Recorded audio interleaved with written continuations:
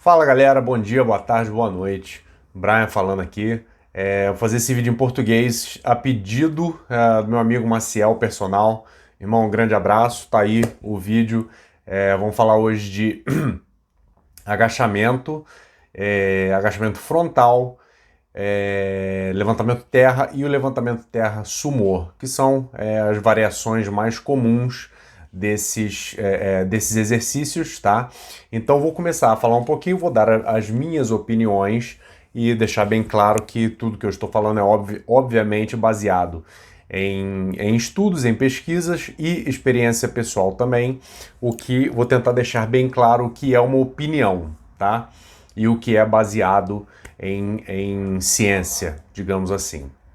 Vamos lá, começando agachamento. Primeiro lugar que eu gosto de ressaltar para todo mundo, o agachamento, antes de ser um exercício, ele é um padrão de movimento, correto? Que a gente, infelizmente, nós vamos perdendo ao longo da vida. Se você observar um bebê, por exemplo, e aí não estou considerando as diferenças de proporção do corpo, né, do tronco mais curto, das pernas mais curtas, a cabeça mais pesada, tudo bem. A gente sabe de tudo isso. O que eu estou dizendo é o seguinte, um bebê faz um agachamento a fundo perfeito antes até de andar, tá bom? E com o nosso estilo de vida, né, às vezes até um certo terrorismo biomecânico que nós vemos nas academias no Brasil, as pessoas vão perdendo essa capacidade de agachar a fundo. Eu sou um proponente muito forte do agachamento a fundo. Eu sigo os princípios de Charles Poliquin, tá? Charles Poliquin, eu posso dizer que eu tive a honra de ter assistido um seminário com ele antes da morte dele. Assisti um seminário em pessoa, ao vivo, tá? E eu treino todos os meus alunos, a gente recupera os padrões de movimento até a pessoa agachar a fundo, tá? Porque você tem a pesquisa na área extensa, você tem um trabalho muscular muito mais completo. Saiu um estudo de Kubo, Keitaro Kubo. Eu vou ver se eu lembrar, eu coloco os estudos que eu mencionar aqui nos comentários. Saiu um estudo dele há um tempo atrás, se eu não me engano, 2020 ou 2019, não tenho certeza, fazendo a comparação entre um agachamento parcial, um agachamento a 90 graus e um agachamento total. O que foi, a metodologia foi muito bem feita, ou se eu não me engano, eles testaram força máxima das pessoas 2 ou 3 vezes, ou seja, um grau de confiabilidade muito grande, muito alto. E o que foi observado é que houve uma hipertrofia maior em adutores de coxa e glúteo no grupo que agachou mais a fundo, tá? Ou seja, você economiza tempo em primeiro lugar em se falando do treino de hipertrofia. Em se falando de funcionalidade, como eu disse, isso é uma opinião pessoal, a aplicabilidade que eu vejo para esporte de alto nível, tá? Eu, por exemplo, tenho quatro operações de joelho, comecei a ter lesão de joelho quando parei de agachar a fundo. Não posso afirmar que foi essa a causa, porém, coincidentemente isso aconteceu, tá? Existem outras pesquisas também que eu não lembro agora o nome do grupo que fez, enfim, mostrando que nos agachamentos mais a fundo, você vai ter uma atividade maior principalmente vasto medial também, tá? E que é um desequilíbrio que eu observo muito na maioria das pessoas. Hoje em dia, a maioria das pessoas tem o vasto medial muito fraco, tá? Outra coisa, a diferença do agachamento, e eu vou colocando as fotinhas aqui embaixo para vocês verem as diferenças entre agachamento normal e o agachamento frontal.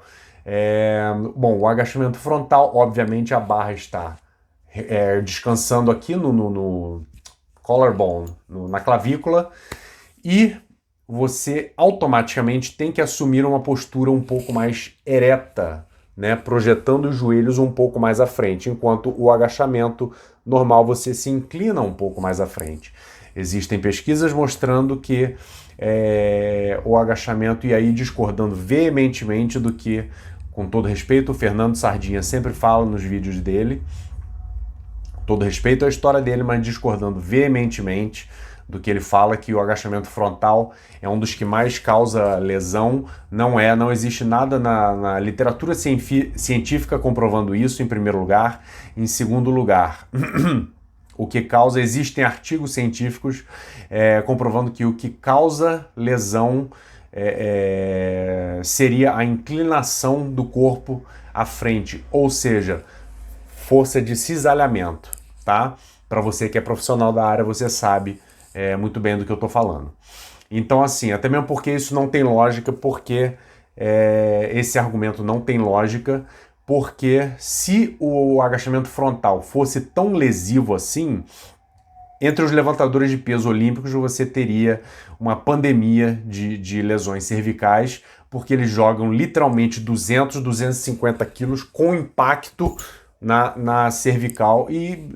na cervical não, perdão, na clavícula, e isso não acontece, tá?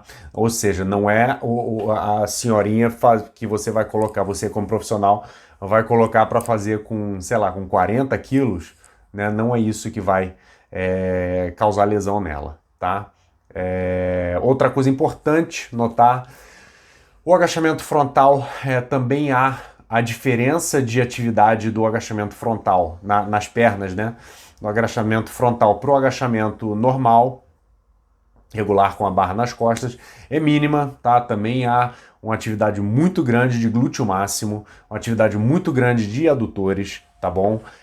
Para você poder fazer um agachamento tanto normal quanto o convencional, quanto o frontal, a fundo, você tem que ter uma dorsiflexão muito boa, ou seja, você tem que ser capaz de projetar o seu joelho à frente, mantendo os pés no chão, tá?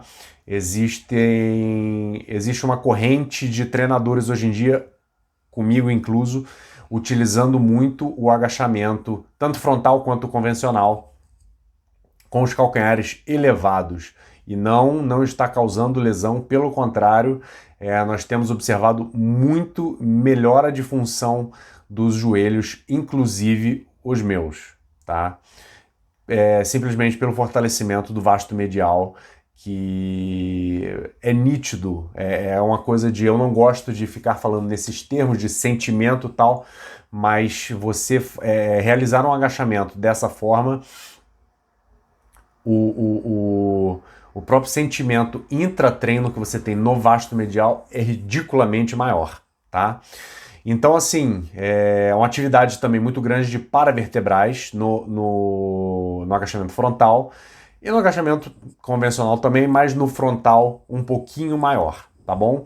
E em relação aos levantamentos terra, o terra, principalmente um exercício de pernas, não de costas, tá? Não de lombar. Se você está sentindo a lombar fazendo um terra, e pode perguntar para qualquer powerlifter, você está fazendo errado, tá? Em primeiro lugar, fisiologia básica, o que vai causar hipertrofia, alongamento e encurtamento de fibras. Não é para você fazer flexão e extensão de coluna durante o terra. Se você estiver fazendo isso, está errado.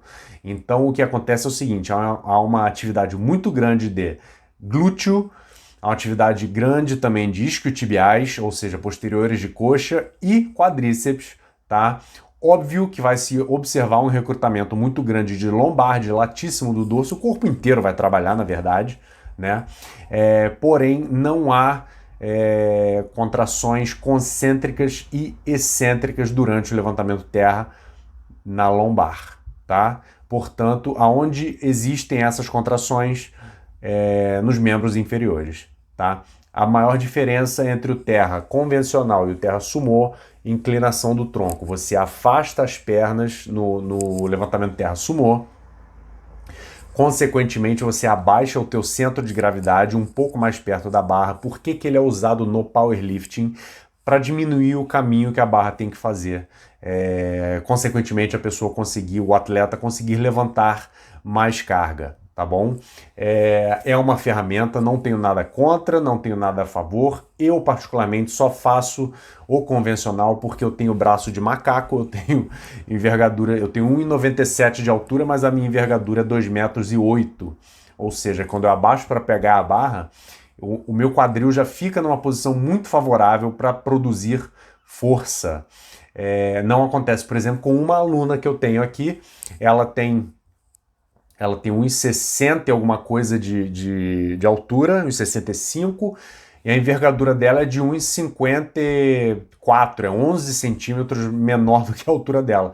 Então, para ela, eu utilizo o sumô, tá bom? Uma diferença é que você, no sumô, você vai ter uma atividade um pouco maior de adutores e quadríceps também, tá bom?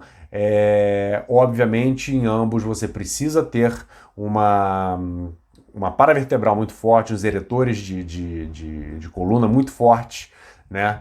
E fazendo-os é uma ótima forma de fortalecer todos esses grupamentos musculares, tá bom? Outra coisa também importantíssimo ressaltar, fortalecer grip, pegada, tá? Não existe nada melhor do que um terra pesado, bem feito para fortalecer a pegada. Eu mesmo não sofro com meu treino de costas para fazer nenhum exercício, para fazer com nenhuma carga, porque eu tenho um levantamento terra muito bom, muito pesado, tá? Então, assim, acho que é muito importante para nós profissionais entendermos isso, entendermos que cada exercício tem suas particularidades, todos são ferramentas na nossa caixinha de ferramentas, basta a gente saber quando, como, para quem, por que usar e por aí vai. Tá bom? Galera, espero que vocês tenham gostado aí. Por favor, deem um feedback aí no comentário, compartilhem aí com os amigos. Tamo junto, até a próxima. Valeu!